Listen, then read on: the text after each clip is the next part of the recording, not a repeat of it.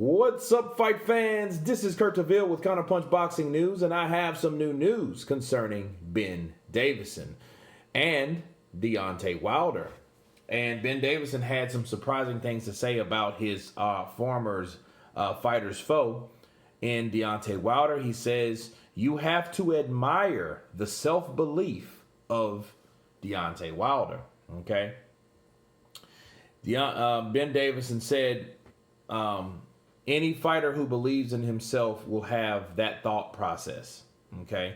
Obviously, Tyson, I believe, won the first fight and done a demolition job in the second fight, and I believe he'll win the third fight. But I think there's two ways to look at it. It's obviously a poor choice of words, but you also have to admire the self-belief Wilder has in himself.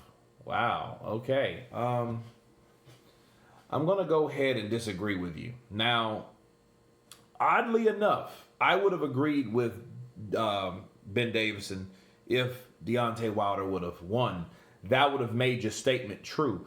That means something that you believed could happen with skipping training camps, slacking training camps, surrounded by yes men, not properly training because you're surrounded by yes men, and because you don't, and you are able to skip and cut corners during training camp and not learn the true boxing fundamentals and actually practice them and still knock everyone out, then I would have believed that self-belief.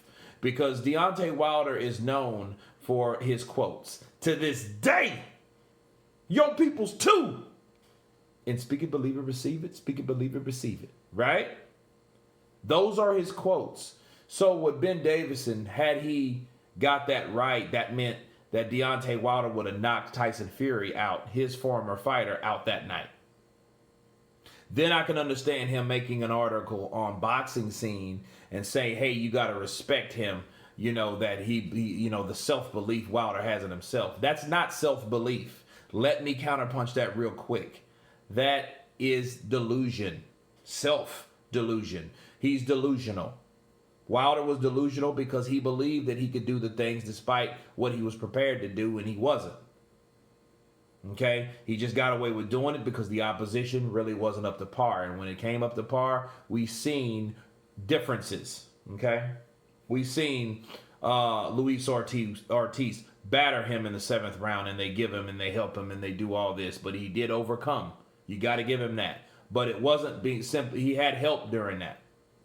Fighting a fighter that was his first and last triumphant win. He fought him again just to make his resume look better. But he drawed with Fury, and then he got beat with Fury. There is nobody else on his resume besides Dominic Breazeale, which, Dominic Breazeale was supposedly a mandatory or whatever. But besides those particular people, that's the best 3 people on his resume, okay? And the punching power saved him in the Breazeale fight and the first Tyson Fury fight, but nothing saved him in the 3rd fight. So I don't see where this self-belief that he has, or, any fighter that believes in himself has to have that thought process. What, that thought process of making excuses? No, that's not.